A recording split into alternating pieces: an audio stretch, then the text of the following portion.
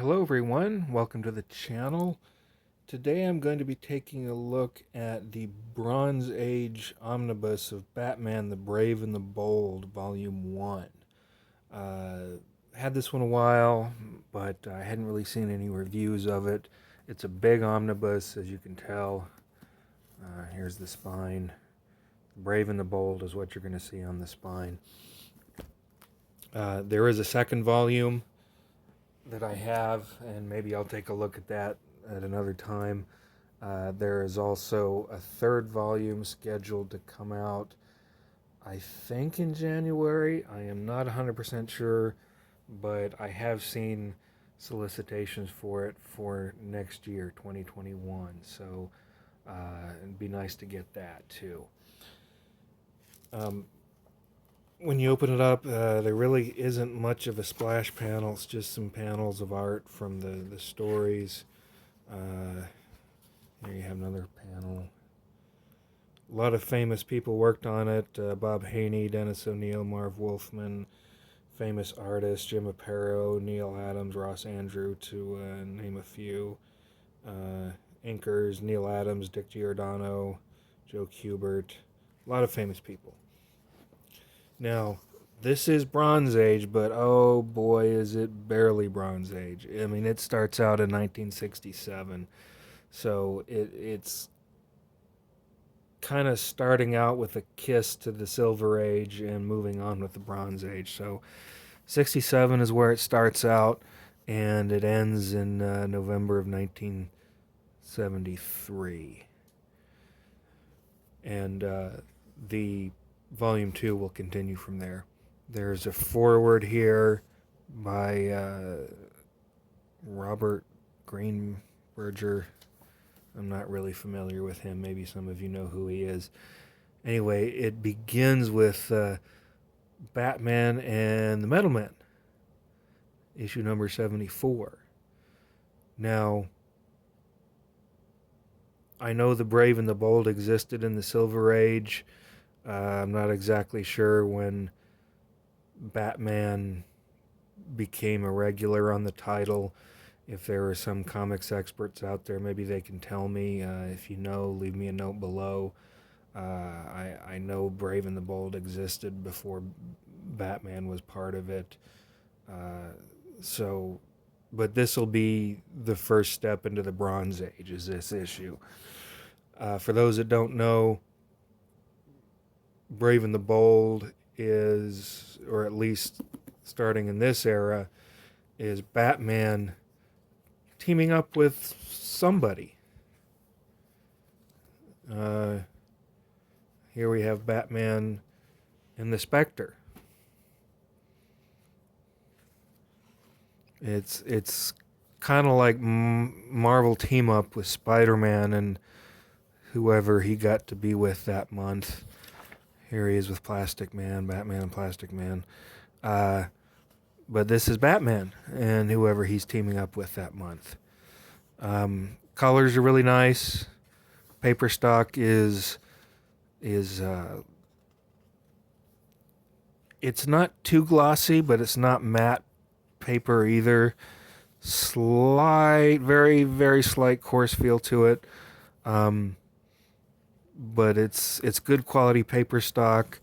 Looks like they've punched up the colors and probably done a restoration. This is him with Wonder Woman.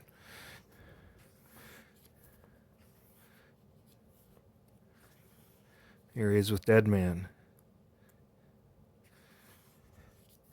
I find that the art can be very good, especially as you move into the 70s. Not quite as Silver Age cheesiness. It gets very good. A lot of this stuff is written by Bob Haney, and if you don't know who Bob Haney is, very famous DC Comics writer, very prolific on Brave and the Bold. And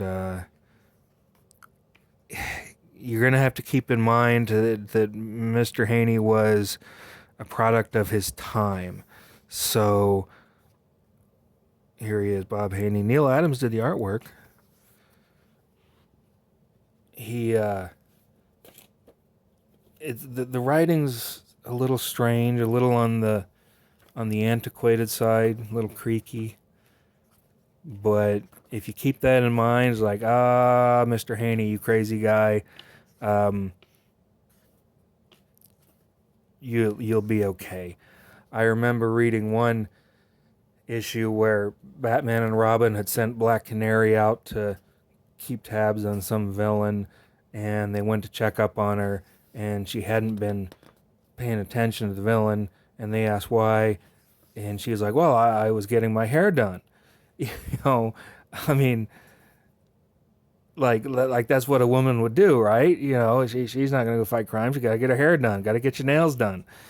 And certainly wouldn't fly today as far as dialogue and attitude, but you got to remember that was Mr. Haney, and that was a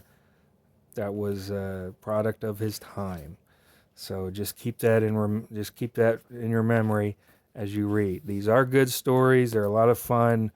It's not quite up to modern sophisticated standards, but that doesn't mean that we can discount them, and that doesn't mean that they can't be enjoyed, because they certainly can. I think they're a lot of fun. They get a lot of supervillains in here. Let's see. Yeah, here she went with the Black Canary. Issue number 91. So keep in mind fashion, attitudes, very 1970s, because this is the early 1970s. So early 1970s, you still kind of had that leftover 1960s type of mentality, because the 70s had just started. I have no idea who the Bat Squad is. Does anybody know who the Bat Squad is? I have no idea. And okay, he's not teaming up with a character. He's teaming up with another book, a title. It's DC's House of Mystery. So that's kind of interesting.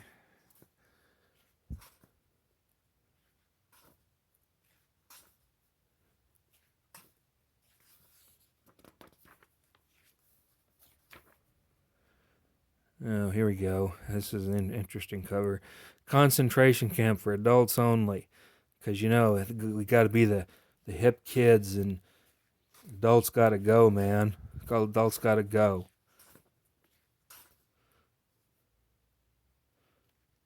Here we don't know who the main character is that he's teaming up with. Sergeant Rock. Sergeant Rock's a very famous character. World War II action, if you like World War II action stories. Does Sergeant Rock still exist anymore? I remember him from the 80s as well. But is he still a character? I don't think they do many war comics anymore. But again, I don't keep up with this stuff, so maybe somebody can tell me.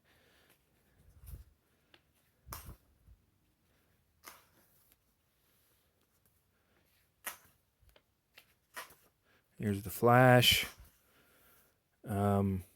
Here we've got several characters that are with him. Green Lantern, Black Canary, Robin, and the Green Arrow. So you get, this is the 100th issue, so they decided to give him 4 guest stars.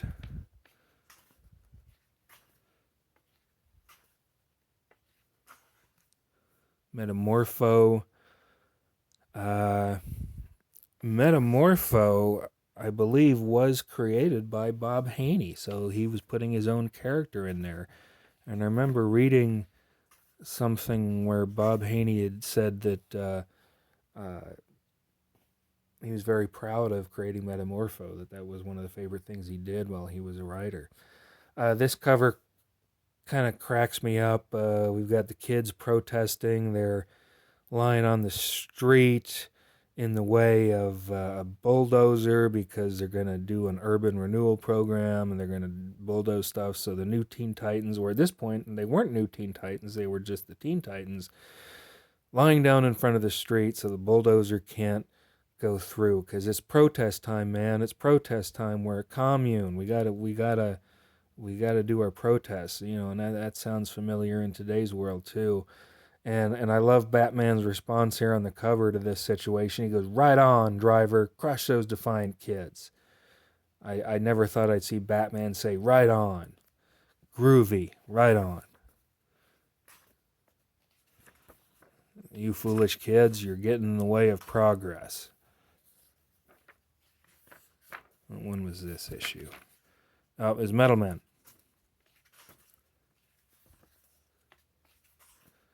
There's Dead Man. So there's a lot of DC characters in here. This is a very famous, iconic cover. And for the life of me, I don't remember why. I have seen this comic cover many times. It's Batman and Wonder Woman when Wonder Woman was during her phase of not actually wearing her Wonder Woman costume. And I don't remember why. I think it was during like the women's lib movement or something, and she was trying to be more of a feminist, I guess. I'm not sure. If someone knows why this is such a iconic issue, let me know. It may just be because of the cover, but I have seen that cover many times. Here he is with the Black Canary. I love a good Batman story. These are, far as I know, there's Sergeant Rock. He's teaming up with Sergeant Rock again. Far as I know, I don't think any of these are like, unlike today, they're not really overarching storylines. They're pretty much self-contained stories.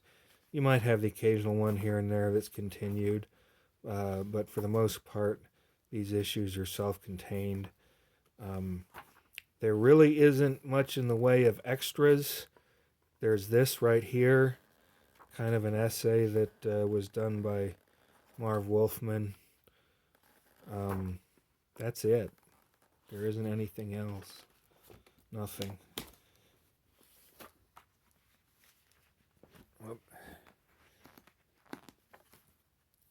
Now, I think this is still in print.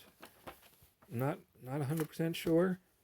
The price tag on this back in the day was $125. And for those folks who are interested, it's the Batman's first epic run on the series, so maybe it is where Batman started on The Brave and the Bold. The Brave and the Bold, 74 through 106.